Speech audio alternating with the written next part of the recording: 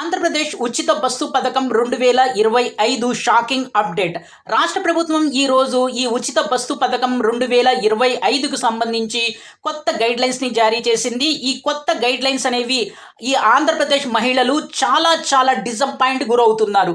ఈ గైడ్లైన్స్లో ఉన్నటువంటి మొదటి పాయింట్ ఏంటంటే, రాష్ట్ర మహిళలు ఇక ఏ బస్సులో పడితే ఆ బస్సులో ఫ్రీగా ట్రావెల్ చేయలేరు. కేవలం పల్లె వెలుగు, అల్ట్రా పల్లె వెలుగులో మాత్రమే వీరు ఫ్రీగా ట్రావెల్ చేయగలరు. మీరు ఎక్స్ప్రెస్లో కానీ లేకపోతే లగ్జరీలో కానీ ఇంకో బస్సులో కానీ మీరు ఫ్రీగా ట్రావెల్ చేయలేరు. కేవలం పల్లె వెలుగు, అల్ట్రా పల్లె వెలుగులోనే ఫ్రీగా ట్రావెల్ చేసే అవకాశం ఉంది. ఇక రెండో పాయింట్ ఏంటంటే, మీరు ఈ ఫ్రీ బస్ సర్వీస్ పథకం వల్ల ప్రయోజనం పొందాలంటే మీరు బస్సులో ట్రావెల్ చేసే ప్రతిసారి మీ ఒరిజినల్ ఆధార్ కార్డ్ని మీతో తీసుకుని వెళ్ళవలసి ఉంటుంది. మీ ఆధార్ కార్డ్ని చూపిస్తేనే మీకు జీరో టికెట్ ఇవ్వటం జరుగుతుంది.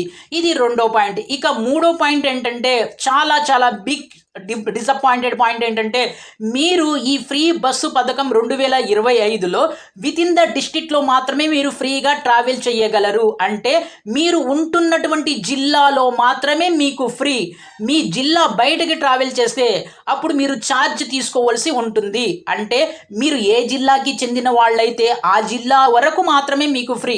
మీరు వేరే జిల్లాకి ట్రావెల్ అయినట్లయితే ఖచ్చితంగా జిల్లా బౌండరీలో మీ నుంచి టికెట్ అనేది మీ నుంచి కండక్టర్ డబ్బులు తీసుకొని టికెట్ ఇవ్వడం జరుగుతుంది.